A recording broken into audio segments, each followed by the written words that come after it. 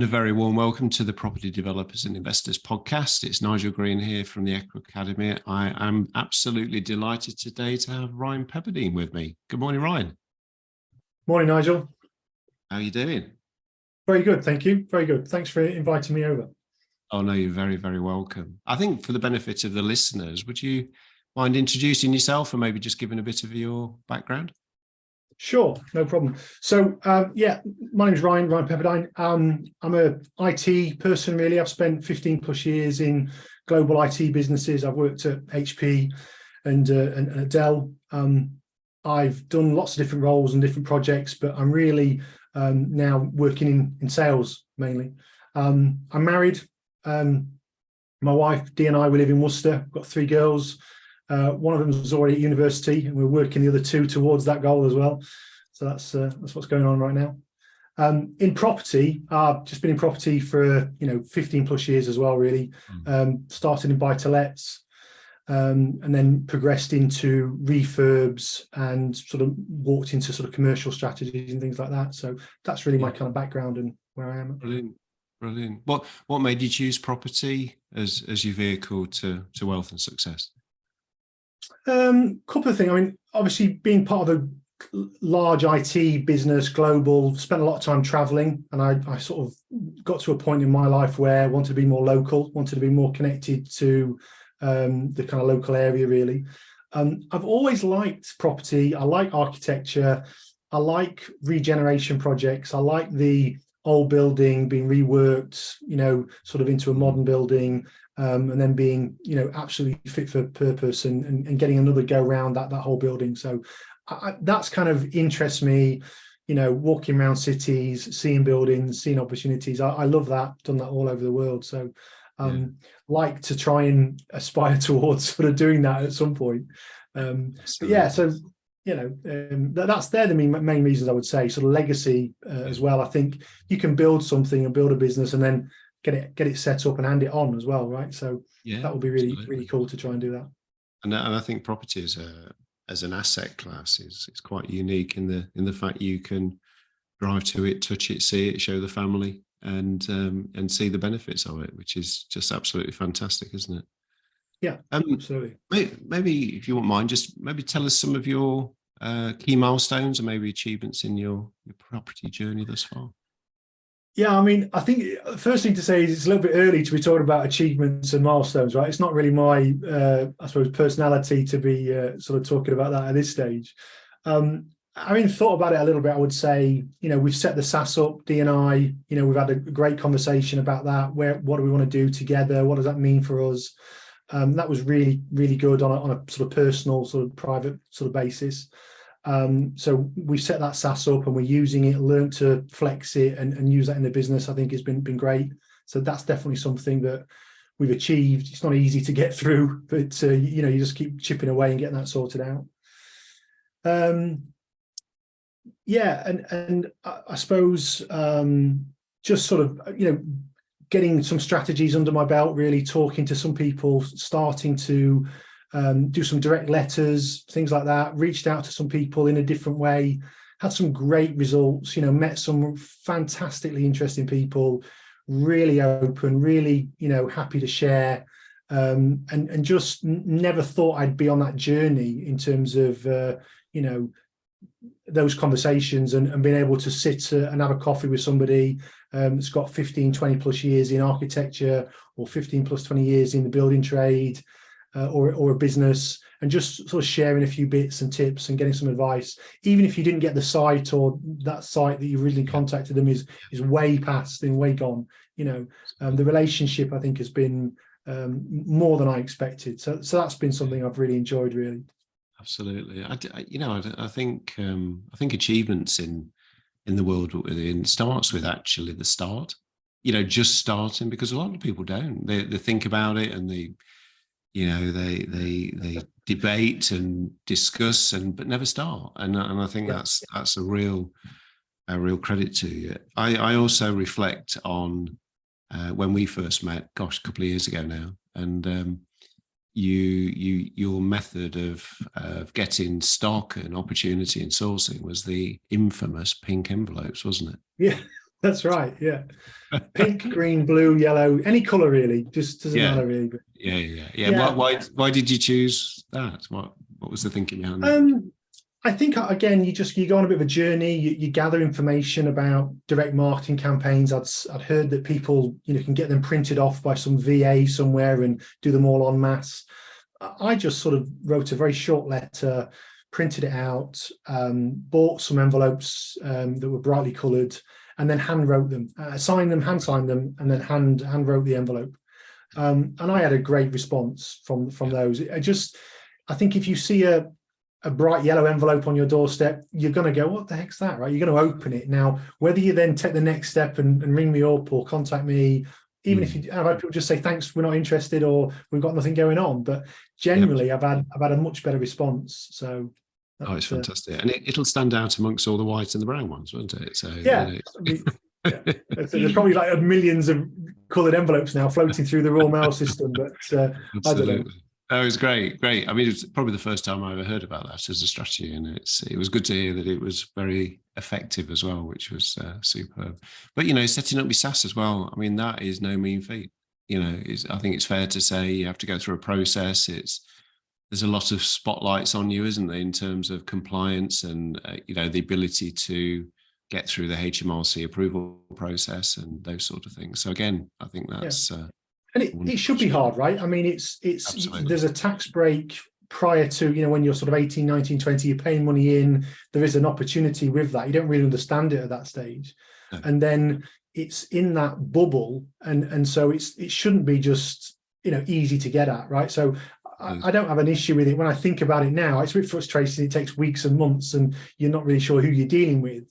But I'm okay with it being suitably difficult, and you need to make sure that you know what you're doing, because it's not for everybody, right? No, absolutely. So we're just touching on a few achievements there, but of course, as we know, Ryan, things don't always go according to plan, do they?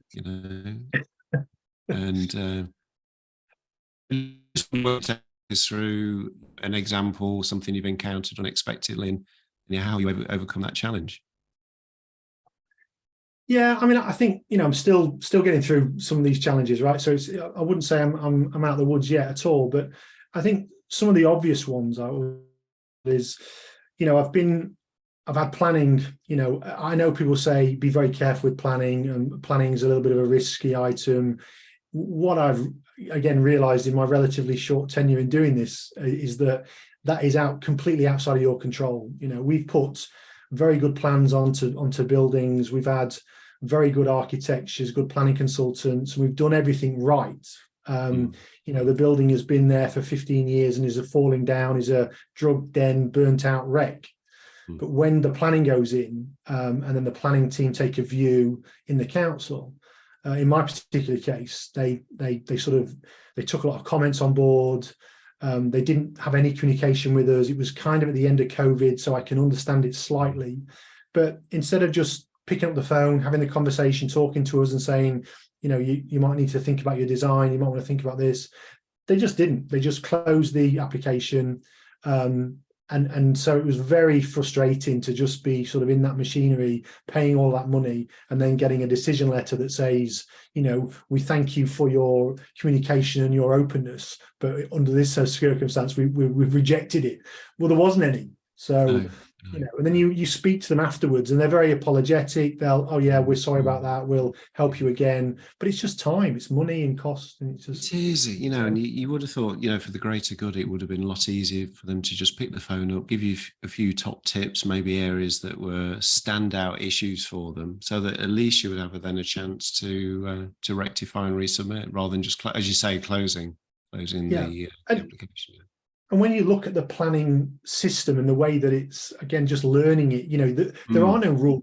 It's not a rules-based system. It's a layer cake of direction. So that layer cake can mean anything to anybody. And as you layer things on, you get this different view. So it's incredibly difficult to get the right answer if you're and sometimes you're better off not even asking, right? You're better off just doing and getting on with it. So again, just learning from some of the more seasoned developers, what they do, how they approach it. perhaps asking for forgiveness rather than for permission is probably the way to go. But these things, you learn these things. Absolutely do. And ego. I mean, the other thing as well is I think I've been in deals where I've really enjoyed telling people I'm in property. I'm really pleased I'm progressing the building, and then there's a problem with it. Because a constraint with the design, there's a constraint with something. And at that point, you could have jumped out, could have said, actually, we need to stop here. But I've gone on a bit more, spent some more money, and then the inevitable's happened. And then you've gone, actually, we need to stop now. Again, I think learning from those lessons, those challenges, you need to sort of like park your ego a little bit and just, make sure that it really does stand up on the numbers. Yeah, it's head and heart, isn't it, for sure? Yeah. You can keep hanging on to the dream, but sometimes it's never going to arrive. So it's worth considering whether you pull out at that point or not. I mean, what sort of lessons have you learned along the way, would you say, that stand out? Lessons have I learned? I mean, I think you've got to be open to learning the lesson, right? I mean, I think that's something that, it's no good saying, oh yeah, this is the lesson, but you've got to be prepared to admit you've made some mistakes and be genuinely open to it. I think accepting that, I guess the small thing would be accepting that your first strategy is not going to be your last strategy, right? So I started off doing planning gains, I've done direct letters, I've done different things. If you talk to somebody, they say, I thought your strategy was buy to let, so I thought your strategy was this. I think some people feel that as you can't then change strategy. You can't have more than one. I've learned to be, slightly more comfortable with that, right? So you can have a look at these buildings, have a look at these strategies and roll on. I think, when I thought about the podcast before we spoke, Nigel, I think the main thing I've learned probably is about I'm a planner. I like to plan things. I like to write things down. I like to think about it. And we're in this process that we're in terms of property, there are things that you just don't know yet. And I've learned now to sort of park that in a bubble, not forget about it, and be relatively comfortable that there is something in that bubble that I do not know yet. If I stop, you don't get past it. But I think I've learned to just go, right, we'll look at that later on. We'll come back to that and just carry on with the process and see how far you get, look at the numbers. If you find a deal for, I don't know, £5 million and you haven't got 5 million, worry about that later on. Come back to that at the right point in time. Don't stop, because so that's the biggest thing I would say. The lessons I've learned is knowing myself, being able to sort of say, I don't know that yet, and not get overwhelmed with the planning and the due diligence and everything else and stop. So absolutely. And I know we're obviously having a chat about your experiences, but clearly I'm aware you've got some great business partners around you as well, which have brought so much support to you over the years, haven't they? And I think friends from the past as well. So I mean, they kind of fill in the bits, don't they? I think we people that can go it alone, I think absolutely admirable. But sometimes it's nice to have people around you, which is just helps you. I don't actually want to do it on my own, Nigel, really, if I'm being honest with you. I think, Dee, my wife, is really supportive. She'll help, and she's done lots of different things to help me sort of move it on. But I'm comfortable in the fact that if I share the benefit, I share the gain, but I share this kind of journey. The current business partner, Nick, he and I, we're definitely sort of very similar in many ways. We have a shared view, shared values, very businessy, professional, trust, all of those things. He just does it in a different way, right? And he has a complementary skill set. And it's taken me a little while, and he and I, to sort of connect and find each other. But that's great. It's really good, and I'm really, really pleased that we kind of set the new business up. We're going forward together. It's really good. Oh, that's fantastic. And I can just see the potential there. I can see the huge potential and opportunities are coming your way all the time, aren't they? And there's some great things in the pipeline, which I know we can't talk about. Anyway, moving on. So what are your plans for the future? Well, I mean, keep rolling forward, as we said. I mean, it's we know we're heading into 2023. It's likely to be a little bit choppy, right? Depending on what newspaper you read or what you listen to them on the radio. I think we've got a great strategy. We're looking at new builds. We're looking at sort of greenfield and brownfield sites. Really excited about that in terms of how we're going to go to market, how we're going to do that. We've got a great professional team. For the first time, I think we really understand what they do, what I do, what Nick does, what our roles are, what do we bring, what's that kind of collective value add that we all kind of pull together with. Yeah, so it's going to be choppy next year. There's no question, but I'm excited. I mean, I couldn't be more pleased in terms of I like the fact it's going to be a little bit tricky, right? Personally, I think if it was easy, as we said before, if it was easy, everybody would be doing it. That's not to make light of the situation at all, right? But it just helps you really focus and say, well, what are we going to do here? What's our exits? Do we have enough? Have we really thought about it? What's the risk? What are we doing? So that's our plans really in terms of going towards 2023 in that mindset really.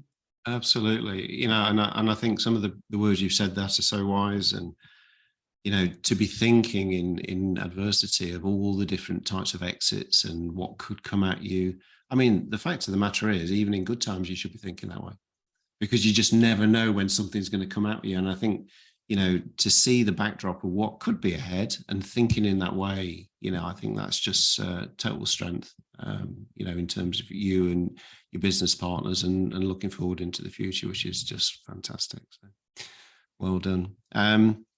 Yeah, a couple of years ago, I was asked to, I was a bit humbled actually. I was asked to write a chapter in a book called Advice to Younger Self, and this particular book was written Mark Stokes.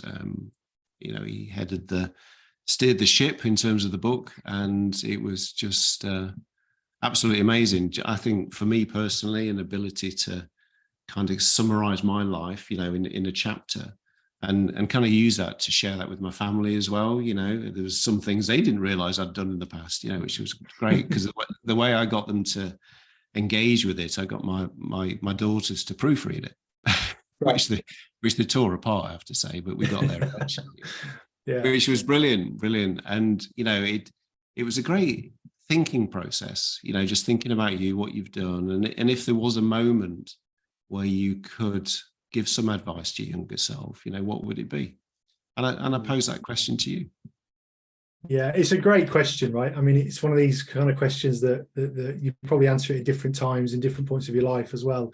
I think getting my 3 daughters to critique my work would probably leave me a little bit cold as well, Nigel. So I'll probably avoid that at this point. But I have thought about it. I mean, I think on one level it would be, do not peel the stickers off the Rubik's Cube, right? Just stick with it. You've got it, right? Do not cheat, right? That's probably something that I've got a Rubik's Cube on my desk somewhere. So that's probably why it's uppermost in my mind. On a more serious point, I would probably say, and I think you touched on it earlier on, I think I would say just start, right? I think sometimes you can have an idea, you can see an opportunity. I've seen them in the past. I can see them quite often. And I've learned to just say, right, let's start, let's have a look at it, because the who, the what, the how, the when, all of those other questions, they can hold you back a little bit. That's not to say, go carefree and jump into everything, but there is a tendency not to start. You can, as you said, start, learn, fail, then succeed, but you can't do any of that.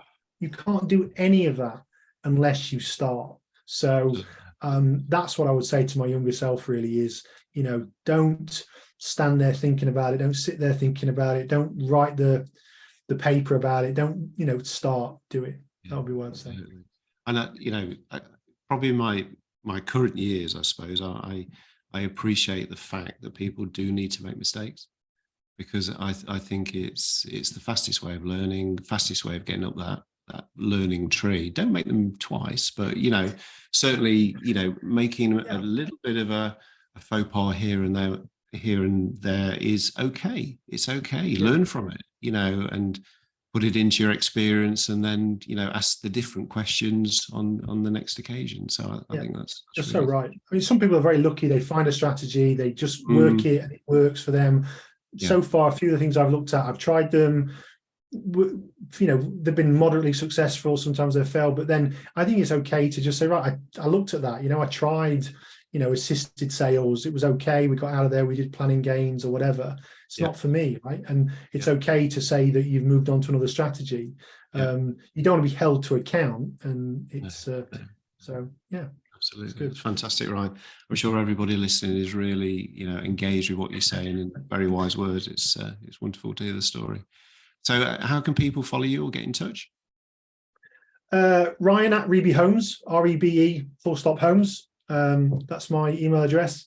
Happy to, you know, take an email, take a call. My details are in the mentorship group as well, right? Most people got my phone number on there, and you'll find me on LinkedIn as well, on my professional